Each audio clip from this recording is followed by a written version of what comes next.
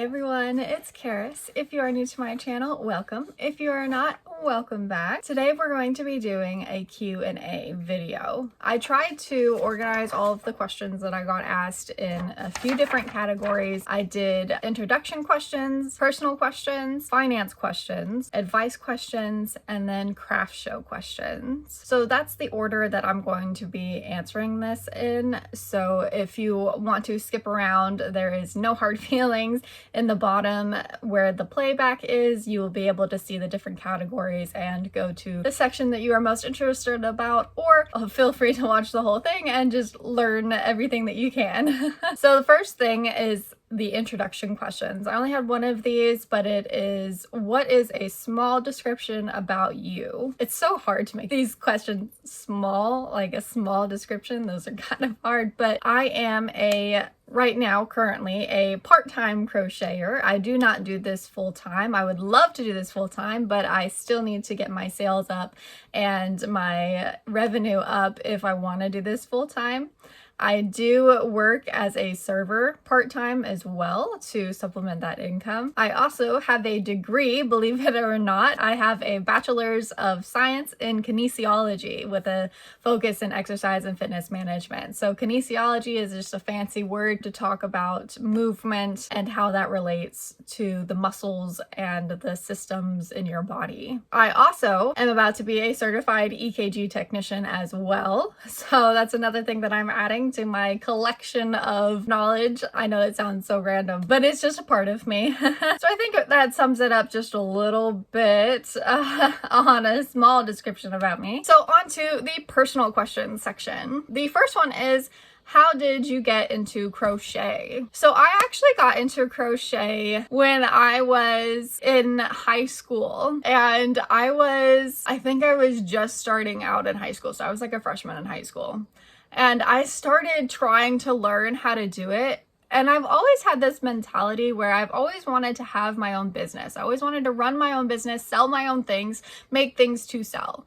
And one of the things that I got into, because my first job ever was actually at Michael's, so that's another little small thing about me, and I saw all the yarn, and I don't know, I loved the yarn. And plus, you get a discount, obviously, for being an employee. So I bought so much yarn, you guys, because it was pretty or it was soft or whatever. And I was like, okay, I'm going to start trying to do crochet. But this was a time where learning off of YouTube wasn't extremely known, at least for me. So when I was trying to learn, I was learning off of books and written instructions and pictures, and I was looking at all of this and I was like, what the heck?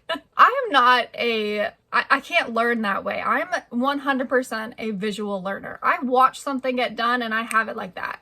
But if I'm trying to read it and understand it, then I'm lost. You lost me. I'm not coming back. So it actually was like a really difficult thing for me to try and figure out. I tried to make a baby booty and that did not go well at all. I had no idea what I was doing. And then I tried to make a blanket, but I also didn't really have the patience or the determination or the persistence, whatever label you want to add there, to keep going. Because starting out as a beginner crocheter who, one, did not know what they were doing because they can't understand the written words, and then two, deciding to make a big project like a blanket, it was the worst idea ever to be a beginner and do that, because it's going to be very discouraging, because blankets, as you all may know if you are a crocheter, take forever. They are days-long projects sometimes, and if they're not, then they're 8, 9, 10, 11 hours to finish, plus a lot of materials. So I did, I think, maybe 2 or 3 rows, and then I was looking at it and I was just like,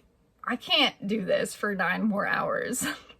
So I ended up putting the crochet on hold. I went off and lived my life through high school, through college, and then actually about 3 years ago, I started doing clay as my business, polymer clay. I did earrings and charms and accessories because I had seen it on Instagram. I was like, one, that's really cute. And two, I've always wanted a business. I've always wanted to make and sell something. So I started off with that. And then I somehow came across the design of scrunchies, the crochet scrunchies. And I was like, well, this looks really easy. I think that I could try to get back into crochet and do this, because then I'll actually finish a project. So I went on YouTube and I saw the tutorial and I started doing the tutorial, and for the first time in my life, I finished my very first crochet project. I was so excited. So I started doing crochet scrunchies, and I did a lot of those, and I added them to my inventory and my Etsy. They didn't do very well. They didn't sell very well. They still don't sell very well on Etsy. I don't really know why, but I use them all the time. I love them. They're amazing. But shortly after, one of my friends at work, at the serving job that I worked at, they asked me, because they saw my crochet scrunchies I wear into work. I have to have my hair up as a server and stuff, so this is all I wear. I don't wear regular ponytails anymore. It's all scrunchie, like crochet scrunchies. And she was like, hey, I want to go to a rave, I think is what it was. It was a rave, or it was a festival. It was one of those things. And she was like, I want these butterfly tops, but they're like $60 and they're also sold out in the color that I want. Would you be able to make this? And I would buy one off of you. And I was like, sure, I'll give it a go, as long as I can find the tutorial on YouTube, because that's how I was learning, is visually. So I went on YouTube and I found the butterfly crochet top tutorial by Shyler Crochets. I will link that in the description again if you're interested. And I went through that tutorial and I finished my very first crochet top. And it was a butterfly top. And I loved that I could finish a piece of clothing. When I started out like 10 years ago trying to do a blanket, and I just couldn't finish anything that I tried. Baby booties, blankets, whatever. Couldn't finish it. And I was so excited. I was like, I did this. I made a top. This looks so pretty. And so that is actually what really lit a fire in me for my desire to crochet. Shortly after, I found this like eco-friendly 100% recycled yarn at Michael's, and it was on sale. So I think it was like $10 for like really big roll. And that's actually how I ended up making my very first blanket, which I have, by the way. Here is the very first blanket I ever made. Yeah. It's a nice, big, very thick and cuddly blanket. It definitely feels like a cloud. It is one of my favorite things that I've made, though, because I was super excited that I was actually able to finish a blanket. And it's not a massive blanket by any means, but it's enough to be like a little throw blanket. Again, it was another tutorial I found on YouTube that said that it was going to be a quick blanket. So I finished it in about 8 or 9 hours, I think. And then I also made another one in gray and another one in pink, thinking that these blankets were going to sell well at craft fairs, or I could sell maybe one or two. But with how much they cost and then how much time they took, I had to charge like $125 or $150 at the craft shows. And it was one of those things that people came in to touch and feel, but they, you know, not everybody can buy a $150 blanket at a craft market. These have been made for like 2 years now, and I have not sold a single one, but it's okay. You know, I love them. I use my gray one. I'm not selling that one anymore because I use that on my bed now. So the other two I am still trying to find homes for, but I probably won't sell them. So that is the very long story of how I got into crocheting, which also answers the next question, which is how long have I been crocheting? And it's been about 3 years. I've been crocheting for about 3 years, but I only really seriously got into it because I did dabble with the butterfly tops. I did make a lot of those, and I made a lot of scrunchies, and then I made the 3 blankets. But for the most part, I was still making more clay stuff than I was crocheting. So I actually only started doing amigurumi for this last half a year or so. I really started making a lot in the fall of last year, which was 2022. So around November, December, I started really focusing on crochet because I found amigurumi and I was like, I love this. I really love this. I love crocheting. I love making things. I was making tops too around that time. If you see my video, I can try and link it up here, but it's everything that I crocheted this year, I think. But you'll see some tops in there that I made that I'm so proud of, and some other random things that I don't sell at my craft markets, but I made and I'm super proud of, and I will link that up here if you want to take a look at that. But I really started getting into more and more crochet projects. So I've been doing crochet pretty much every day for about 8 months now, I would say. The next one is, what is my favorite thing to crochet? That is a great question. I don't know. I love making everything that I make, and sometimes I get really obsessed and like wrapped up into my projects where, I mean, like I said, if you've seen my other videos, I'm just like, it's so cute, I love it so much, and then I'll say that about the next thing and then the next thing, because I love everything that I make. My little mushroom boys are so adorable. I just can't get over it. And honestly, I think my favorite thing to crochet varies on the day and the project, but I just recently made these, and you guys, look at this cow. Look at this cute little blue cow. And then wait for it. Ready? Look at his little backpack. You guys, like, and it's a little drawstring bag, so like it does open, there's room in there, you can close it again, like put something little tiny in there if you wanted to, and his backpack does come off, like it just kind of loops around his arms and stays there, and it is just so cute. I made a blue one, and then I made this one, and then look at Look at his little backpack. Oh, you guys. Okay, so like this one, it was supposed to be a strawberry cow, but I think his bag kind of looks more like a carrot. So, I mean, I'll let you guys decide if he's a carrot cow or a strawberry cow. But he is so freaking cute. Like, look at it. Oh my goodness, you guys. Like, so I think right now my favorite thing to crochet is these, but that'll probably change when I find another adorable thing to make. But it varies. It really does. Because I really do like making clothes. I don't make a lot of them right now because a lot of things that I focus my time on is for my markets and stuff. But cardigans and tops, I really like doing those too. All right, so the next question. What is something you really want to crochet but haven't yet? I actually have a few things on the hopper that I'm waiting to do.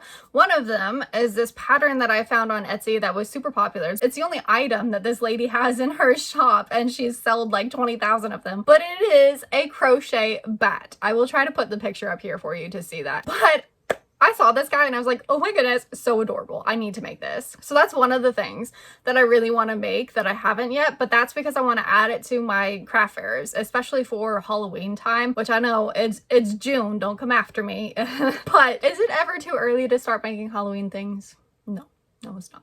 And then for my own personal use, actually, I really want to make a Bowser. I saw this pattern on Etsy as well, but then I also found a tutorial on YouTube for the same Bowser, it looks like. So I really want to make him. He's gonna be a really long project though, and I don't have the yarn for him yet, so I'm like, he's on hold, but I really want to make him so bad. I'm super excited to start that project. Next question. What is your goal with your crochet business? I think I kind of touched on this a little bit in the beginning, but my goal for my crochet business is to be full-time. I really love doing crochet. I love making things. I love selling them at craft fairs, but I also love doing the YouTube videos and being able to talk to you guys and share my experiences with you guys and answer your questions and help you through your own craft shows. And I just love everything about this. So I really want my crochet business to provide my full-time income so that I can do this full-time. So that is my major goal that I am trying to reach. And actually, you guys, I did want to share that I'm actually finally eligible for monetization of my channel. And I'm so excited, you guys. You guys are the absolute best. I finally hit 4,200 watch hours. It was at 3,800 the day prior, and then the next day it went to 4,200 out of the 4,000 watch hours that I needed, and I'm finally able to apply for monetization. I'm so excited. That makes me so happy. You guys are the absolute best, and hopefully they can move forward with that monetization, because it does take up to 2 weeks for YouTube to verify your Google AdSense account, and then after that it takes about a month for them to go through your account and make sure that it's appropriate and whatnot. So hopefully that stuff gets done really quickly, because I'm finally able for monetization and I'm so excited about that. Then I will be able to focus more on these videos and my my channel and help that grow. So thank you guys from the absolute bottom of my heart. You guys are the best. Thank you. I did want to just add that in there. All right, next question. What is my least favorite things to make, but I make it anyway because other people like it? I'm gonna have to say that recently my least favorite thing to make is probably the leggy froggies. The leggy froggies I find are not the easiest thing to make with the patterns that I have found, and I was actually recommended to a pattern on my previous video finally, so I'm gonna go ahead and go try that pattern out later. But everybody loves leggy froggies, and don't get me wrong, they are adorable. I do love them when they are done, but right now it just kind of seems like one of those things that I just kind of have to make because I know other people really like them, when I'd probably rather be doing like my super adorable cows. So moving on, we've got some finance questions asked. So the first one is, do you set taxes aside for later or does it automatically come out? So taxes is a great question. I get this question all the time, reasonably so, because taxes are confusing. But I collect my sales tax. I go to my state and I look up what the sales tax rate is for my state. And my state is Oklahoma, and the sales tax collection rate is 4.5%. Before I got Square, which is super helpful, I would just make sure to keep track of every single sale by writing it down and make sure that I kept track of my total sales. So that way I could multiply that by 0.045, which is 4.5%, to make sure I knew how much sales tax that I needed to report back to my state on my state's website. So sales taxes do not get collected automatically unless you sign up for something like Square, where you put in the sales tax collection underneath each product, and then it will collect it for you when you go to checkout with that product.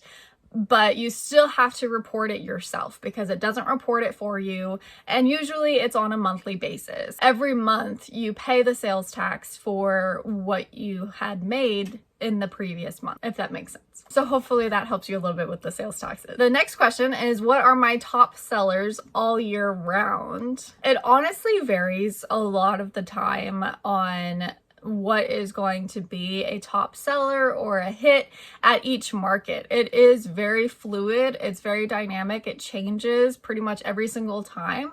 But one thing that has consistently sold really well for me is my little mini octopi. I have linked the crochet tutorial that I followed from All From Jade in the description before, but I will also add it again in the description here. But that has always been one of my best sellers because it is one of my cheaper items as well. I sell them for $6, so it's more affordable. If somebody wants one of my crochet items, then they can get the little octopi, and so he comes with a keychain if you want a keychain, and it's not an additional charge or anything for that. So he's always consistently been one of my good sellers that I could rely on. And on top of that, my mini bees as well has always been another good seller to rely on. I sell those for $10, and they do come with a keychain as well. It is my pattern. I have linked that before too, and I will link it again in the description if you want to see that. I have a free tutorial on YouTube for it. So those two have always been a really good seller for me every time. Next question. Do you need a permit to sell at craft fairs? I just got this one recently actually, and I figured I'd include this into the Q&A because this was actually a comment on one of my videos, but I thought that it would be good to share this with you guys. So in terms of selling at a craft fair, a lot of the times they will ask you for your sales tax permit ID or a license number or whatever it is, and you get that when you file with your state for a sales tax permit. It's super easy, although it may seem confusing. It is super easy. It doesn't take very long. You just fill out this application that your state offers, and then they send you a permit so that you can collect sales tax when you sell things. Most of the time you want to make sure that you do actually have that before you start doing craft fairs. Some craft fairs won't actually ask you to have a sales tax permit or anything like that because they put in their description like all of the sales tax that needs to be reported is reported by the individual. The people at the craft fair aren't responsible, all that stuff, that disclaimer that's in their applications. And a lot of the times you just have to make sure, like I said, to have that even if they don't ask for it so that you can collect sales taxes. Now, correct me in the comments, but I am not entirely sure if you actually have to have the sales tax permit in order to collect the sales tax. I'm sure it's on a state to state basis, so make sure to check with your state. But I have seen special places on my state's website where if you don't have a permit, you can still report the sales tax through a different link, but it might be one, super confusing and super hard to find and take forever, or two, your state might just require you to have the sales tax permit before you can collect and report the sales taxes. So I would be sure to check with your state and just make sure that you are familiar with your laws and what you need to do in order to sell at the craft fairs. Again, it does sound super confusing. It might sound really overwhelming. It might sound super difficult, but I promise that it is not. If I can do it, you can do it. Because I remember being super overwhelmed by everything and I'm just like, well, this is incredibly difficult, but it's not. It really isn't. I promise it's not. You just have to learn a little bit at a time, do a little bit at a time. Don't overwhelm yourself and just keep moving forward. All right, so moving on now to advice questions. There's only one question in this category, but it is, do you have any tips or tricks to share? I'm assuming with craft shows. I'm actually going to come out with a whole video about this probably in the future. If you guys want to see that, be sure to comment below and let me know so that I can see if it is an idea that is worth pursuing. But to give a few tips and tricks right now, one of my first tips is make sure you write a list of everything that you are going to need to bring to the craft show. I cannot tell you how many times, even with my list, I still end up forgetting something that I needed to bring.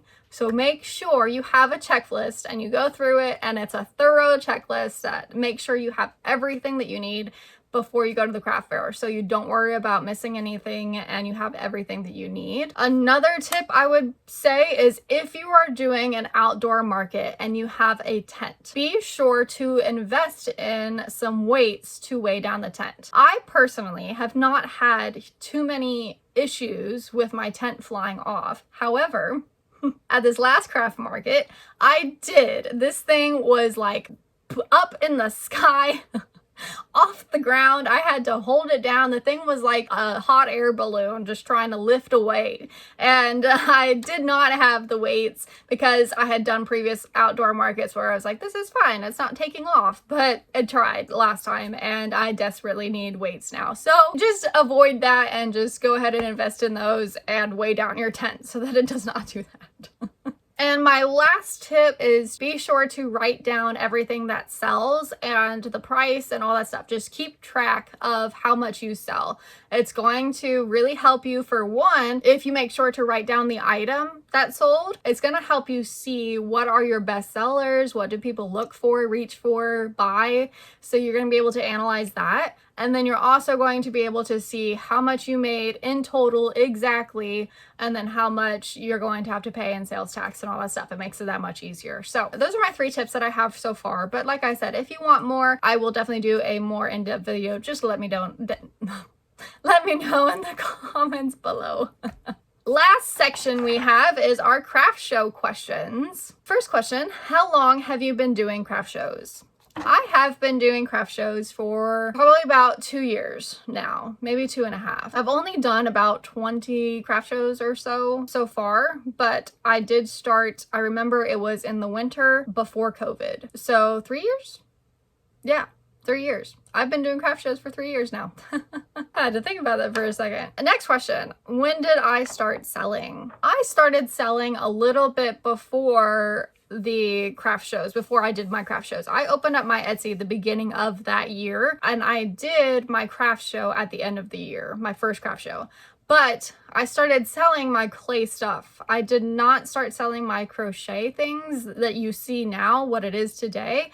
I didn't start selling those until I think 2 years ago. So for the first year of me doing craft shows, it was all about my clay stuff. I was trying to do that. I was making earrings and charms and everything else. And then I got more and more into it about this previous year. Next question, do I sell better at markets versus online? 100% hands down markets. Markets, markets, markets, markets. That is the only place I've ever actually made a decent income from the things that I've made. And I still haven't made more than about $250 at a market yet. To date, I still have not. But online, on Etsy and stuff, I really don't sell a lot. I maybe get 1 or 2 orders for physical products, but everything else, I don't sell. Lately, I came out with the jellyfish pattern, and that has been a good seller for me. So that's been nice to see that, but it still isn't a whole lot. It's definitely not enough to make this a full-time online job, if that makes sense. Next question. What is the best craft show that I have ever been to? I'd have to say that the best craft show that I've ever been to, it was the beginning of this year in January, and it was in a neighboring town in a event center, I think is what it was. And that was one of the first markets where I did have more crochet things. I didn't have a lot of crochet things, but I did have more. It was busy. It was probably the busiest market that I have ever been to.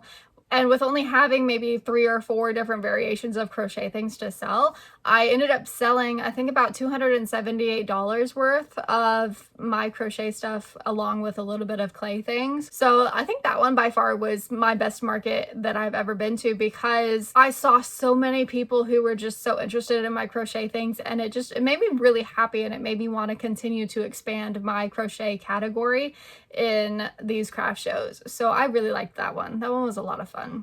The next question, how many plushies can I make with 1 skein? That varies. It depends on what I'm making. If I want to make something like my little mini bees, which takes a yellow skein and a black skein, I can probably make about 10 of those using both before the skein runs out. Those ones are a little bit harder to test because a lot of times I just kind of make them with leftover yarn that I have from either like the big bees or something else that I was making. So my mini octopi, if I started with a brand new skein, I can probably get about 7 or 8 of them octopi out of a regular size skein. These cows here, I can only make about 2 of these from the big skein that is like $10 or $11 at Michael's, the big Sweet Snuggles skein. So I can only make like 2 of those. So it varies. It definitely varies on what I'm working on. Next question.